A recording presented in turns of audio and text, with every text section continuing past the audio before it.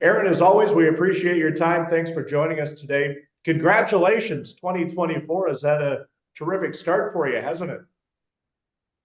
Yeah. It's been a great start to the season, even dating back to last year. My last six tournaments, I've had some really solid results overall, and yeah, especially this year, starting it off with that fourth place finish in Dubai at a big event was a great confidence boost and just a very good start to the year. So maybe let's turn back the clock a little bit because a lot of people in the golf community are talking about what you've done in the last three events here in the 2024 season. But what did you like before the calendar flipped here to kind of give you that little bump? Yeah, I mean, at the end of last year, I played three pretty solid events in South Africa, kind of like top 30 in all of them, which was still pretty solid golf. You know, there's not a huge difference between that and a top 10. It's maybe one putt a day or one better tee shot a day. It's very, very minor. And then, yeah, I had a nice break at home. I was able to kind of work on a few things that I've been wanting to work on in the off season, some speed training, and came back over to the Middle East to start the year here. And yeah, it's just been a great start. A fourth, I think about a 20th and a sixth. Yeah, some great results so far. The fourth place finish obviously had Manitoba buzzing. And then obviously what you were able to do this past weekend when you were able to finish, right there again in the top 10. What does that do for just maybe the mentality? Because you know you can play with the world's best that are there, but just when you walk onto that first tee or when you're inside the ropes, what's that done for Aaron Cockerill? Yeah, especially with some of those, I haven't exactly even played my best throughout all 4 days, right? So I think it's just a confidence boost and to know that I can have chances to win.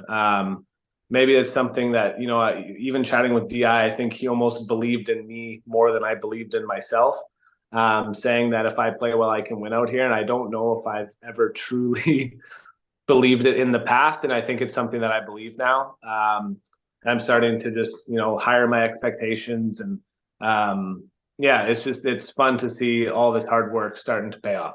You look at this past week, you open with a 66, then you go 73, 74. You wrap it up on Sunday with a 67. How about just managing that roller coaster a little bit? Yeah, last week was kind of weird. We had two really windy days, those middle 2 days, and being from Manitoba, I was almost a little disappointed I didn't perform better. I've had lots of practice in that, but it was a tough golf course, and it was really really pumping those middle two rounds. And Sunday was just a good finish. I had been playing well on those windy days. It's just kind of it's tough, and the third round score wasn't exactly representative of how I played, and so I was happy to close it out with the low round of the day on Sunday and post another good result. How much has going overseas, and now I know here as of January, you've brought your family over, you've got your wife, you've got your daughter there, you've been able to put some roots over there. Has that been an advantage for you? Yeah. Two years ago, I was shoveling snow and hitting balls in my indoor simulator in the garage, and then I was going to play against Rory the next week in Dubai, and it wasn't exactly a recipe for success. So it's gotten to that point in our lives and my career that I think this is the best move for us, and it's paying off so far. Whether that's a coincidence or not, like we said, I think I'm putting myself in a better position. Being over here, the travel is less. I have access to great facilities. I'm still going to be home in the summer. It's the best setup for us right now, and it's paying off. Have you compared shoveling the snow abilities with Rory McIlroy then? I don't know if he's had to do that. No, but yeah, no. There's some other guys who have had to do it, but I think this is Yeah. just the time in my career where this is the right move. I know you and I talked when you were back home about Rory, and there's other PGA Tour players and other live players that you're on the course with now on a regular basis. Are you feeling more comfortable around those guys? Yeah. When I first came over here and I would see the likes of Rory and Sergio and Lee Westwood and kind of those legends that I would have watched play in the Ryder Cups and stuff like that. I was definitely a little bit nervous, and being paired with them was not totally focused on my own game. Whether it's you doze off for a shot here or there, and you're just kind of in a little bit of awe. But that's gone now. I mean, I've played over here for 5 years, and I think I can win over here, and it's time for me to kind of put that past me. And it's just they're they're just normal dudes. They put their pants on just the same as, you and I do every morning. And a lot of them are good guys. I've gotten to know a lot of these guys that I watch on TV, and yeah, it's been fun to kind of get to start to play with them a bit more. We talk about living overseas now. Take us into the life of AC. What's Dubai like? And we want to talk golf, obviously, but for everybody back here in Manitoba and Ontario that watch this thing on a daily basis, like, what's it like? It's different. It's kind of like a New York or Florida or Phoenix all into one. Big buildings, desert golf, kind of on the water. Very busy, lots of people, especially in the winter. People come here from kind of all around the world during this November to March period when the weather's really good. But your life is pretty easy. I mean, the weather's really good. The golf courses are good. The facilities are really good. There's tons of expats here. So there's lots of people from Canada, US, wherever it might be. So when I first came here, seeing all the big buildings and stuff, it seemed very drastic and different and just kind of a wow factor. But yeah, now that we've been here a while and we got to know people, it's a little bit more normal. So are you right downtown? Or are you on the outskirts? Kind of what's your setup like? So we're gonna be living like 15 minutes. Oh, there's almost two downtowns. There's the downtown where the Burj Khalifa is, and then there's the other downtown, the marina, which is kind of by the beach. And we're gonna be about 15, 20 minutes inland, almost just right up into the sand from there. So it's kind of by the golf course that I practice at, and there's a nice little community out there with some parks and green grass, and it doesn't really feel like you're in Dubai. And for our little girl, we want her to be able to run around and learn to ride her bike and stuff out there, and make it seem a little more normal. Moving forward, what's the calendar look like? How busy is your schedule? Have you been able to map that out a little bit here and kind of give yourself an idea as to when you have to make sure that switch is flipped and then you can kind of turn it off a little bit too?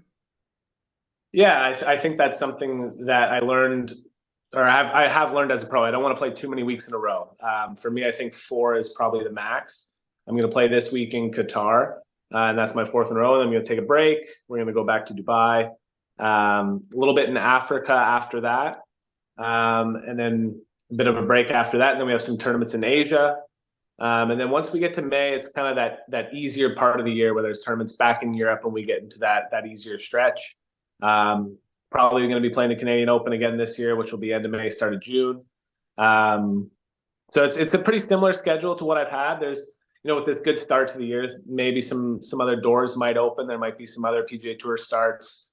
There's a chance to play in the British Open this year. I've never played in a major before, so maybe a US Open. Who knows? Trying to get into some of those bigger tournaments this year. Well, you throw those big ones out there, and it just kind of seems like another week. But have you allowed yourself to think about what the possibility could be like if you were able to attain that? Not yet. No, I haven't thought about any of this stuff the last few weeks. I just almost, as soon as the golf is done, I come home, I change diapers, we have our bath in the evening, and that has helped tremendously take my mind off. One of the days I woke up and I forgot which round it was, which we were playing, which I think has actually been very helpful. So no, I'm not going to think about any of that. I'm just going to keep doing what I'm doing and just try and keep making a lot more birdies than bogeys.